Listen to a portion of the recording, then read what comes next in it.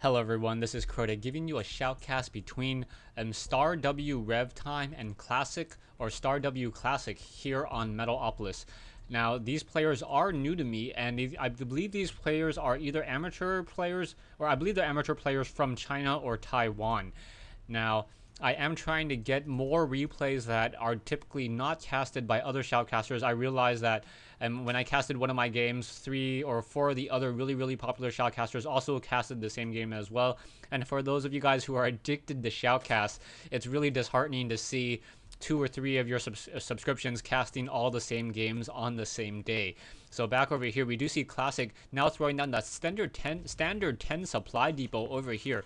So we are going to have that standard 10 supply depot being thrown down by Classic. We'll see how RevTime is going to respond. Is RevTime going to, put down a 14 spawning pool, or will he try to go for some sort of hatchery play? We do now see an early drone moving out, so that drone now going to quickly do some scouting, as we should see a barracks coming in just a moment as well. Now, wait a second, that is now sitting at 12/19, and now 12/19 now throwing down that barracks. So it is going to be a 12 racks. For a moment, I thought I saw 13, but that must have been RevTime's count over here. So RevTime may try to go for a spawning pool in just a moment, or is he going to go for a hatchery? And it looks like he's going to go for a 14 hatchery. And a 14 hatchery is a very risky maneuver, but because there is no early sort of barracks with that tech lab, he does not have to worry about that Reaper nearly as much. Now sitting at 14/18, should be throwing down a hatchery to behind this in just a moment. So we'll see how that's going to work out. No, going back to 13/18, I believe he canceled one of his drones. One of his drones, and then now going down to 12/18 hatchery. So economically speaking, RevTime is far behind, 15 harvesters compared to 12. And now with Classic now upgrading to that orbital command, will give Classic an even stronger economic advantage. SCV now moving over, will see that hatchery halfway completed as a Marine now being trained up. We should see a tech lab in just a moment as well. Otherwise, I can't imagine how Classic's going to be able to really try to do any sort of pressure. There is now a bunker being thrown down, and that bunker is at 97 hit points as that SCV being forced to pull away. Another drone coming off the mineral line, starting to peck away at this bunker. Bunker down to 77 hit points, 72, and now a second bunker being thrown down. So 2 SCVs, more drones coming in, and this is going to be looking very bad. One of those SCVs have been taken down. Another SCV may get taken down as well. Wow, and now in comes one Marine. Marine now able to get off some of those hits, and now that SCV continuing to put a lot of bit of pressure. Is that going to happen? Is that going to work at all? Marine trying to run around, trying to get some quick shots. This SCV already down to 5 hit points. A second Marine joining in on this fight, and very nice micro as this one Marine was able to pull back away. But now we do see a Queen being trained up with some Zerglings, so it looks like RevTime's very big gambit will pay off. Marines now trying to run away from these drones, however, going to get surrounded there. Zerglings now running around, so we are going to have 6 Zerglings do an engagement, and that one Marine is not going to stand a chance as these Zerglings try to chase down that Marine. We're going to have 3 Marines come over here, and down goes this Marine as well. So 1 Marine down, another Marine over here trying to run for home. Will he be able to be safe? We do have a factory now being put down by Classic. Classic with that factory should be able to... Oh, that poor Marine. We are not going to see that supply depot lowered anytime soon, and that Marine unable to get through. Zerglings and now pulling back, so that Marine sacrificing himself for the greater cause, knowing that that supply depot could not be lowered. We should now start to see some Hellion play coming in, and now a tech lab being thrown down. And wow, Classic very far behind now, currently supply locked, finally throwing down another supply depot at 21/27. Classic sitting on 400 minerals. That's a lot of minerals to be sitting on this early in the game. RevTime, on the other hand, sitting only on 80 minerals, currently supply locked, and now sending out some creep tumors. So those creep tumors will enable those Zerglings to have faster movement speed, as we do not have the metabolic boost currently being researched. Zerglings was trying to run up that ramp, but will not be able to really do anything there, as now we have a factory doing a swap here. We may get the Infernal Pre-Igniter research upgrade as that barracks now comes into play. What research are we going to get? Not 100% sure, as we now have a reactor being thrown down by this barracks in order to start double training Marines.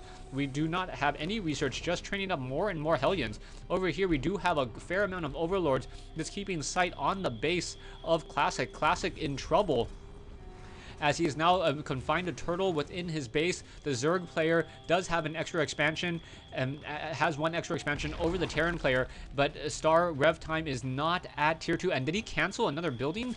I'm not 100% sure what he canceled. It couldn't have been a Roach Warren. It could have been the Evolution Chamber. Back over here, we do have another Overlord. Overlord now just hanging around inside the base. Marines not even coming over to shoo it away. That's a free 100 minerals that you can shoot out of the sky. As Classic now has this command center, will be upgrading to an orbital command and then lifting off and landing over here in just a moment. So Overlord's here now pulling back. We do have 2 Zerglings, so RevTime able to get a lot of sight into the base of Classic at this stage in the game. And now both sides very low on harvesters, though. Only 23 harvesters for RevTime. Meanwhile, yeah, it was 23 harvesters and 22 harvesters for Classic, and that is a whole bunch. That is a whole lot of larva. Look at that. That is, what, 14 larva, not trading, not producing anything. Now taking a look at the production tab, finally starting to power drone it up, trying to get 9 additional larva. But as a group of, Hellions are going to try to come by and try to do some sort of drive-by toasting. And now, oh, so many of those fresh drones just getting torn apart there. And that is just an absolute loss for the Zerg player. Not quite sure what RevTime was doing, waiting for so many of those drones, and then when you finally produced those drones, they were just turned to a crisp before they even harvested 5 minerals. Poor sight there, as these Hellions, 3 kills on one, 6 kills on the other, assuming that those other Hellions got some kills as well. That is a heavy loss. Still, after that, we see RevTime sitting on 33 harvesters compared to Classic's 26. We do have 1 Roach now coming in. Will that Roach be able to get in? I do not see Burrow currently being researched, nor do I see any other, any other research tech. We do see Banelings now. So Banelings, we might have some sort of front door bust. Banelings are a very strong counter towards these Marines and these Hellions, but as Classic is now transitioning into more Thors and Marauders, those Roaches are not going to stand a chance. We do see some Zerglings, and we should probably start seeing some weapons upgrade in just a moment as we have this Evolution Chamber in play. Back over here, I still do not see any sort of starport, so this is all off of 4 production buildings, 2 racks, and 2 factories, and with no research on, no siege tech, no infernal pre-igniter. He may just be trying to go Thors. I don't know if I 100% agree with just going Thors at this stage, as the Zerg player can easily transition from, or has only been really producing a lot of Zerglings, so those Thors are not going to be able to really counter anything. You haven't seen a Spire, you haven't seen a Hydralisk Den, and you even haven't, maybe you've seen a Roach, but that's about it. But these Banelings are going to get popped very easily against all of these units. We do see some SCVs now coming in, and now these Banelings may try to do some sort of roll by. Zerglings now moving out. No, gonna go ahead and pull away, as a Thor may try to be that center of attention. But now so many Banelings now scampering along, quickly pulling back. There's no reason to pull back, and Banelings now just suiciding themselves into this fight, taking down so many of these units. Zerglings now finishing off this Thor over here, and now back over here we have a Zerglings. We're able to do a circumnavigate and now almost take down this orbital command.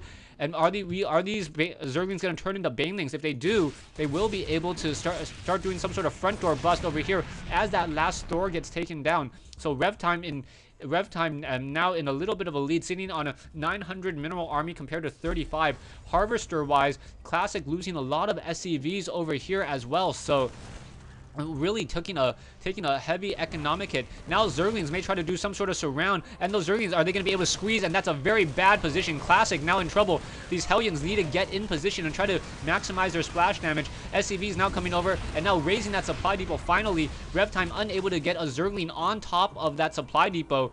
And while Classic narrowly avoided a bullet there, that would have been a critical wound, having this many Zerglings inside your base this early in the game with only 1 Hellion and 2 Marines as support. Not even the Infernal Pre-Igniter research. We do see that the research is now being researched, but now we are going into a Baneling bust. So now RevTime may be able to just simply push through this.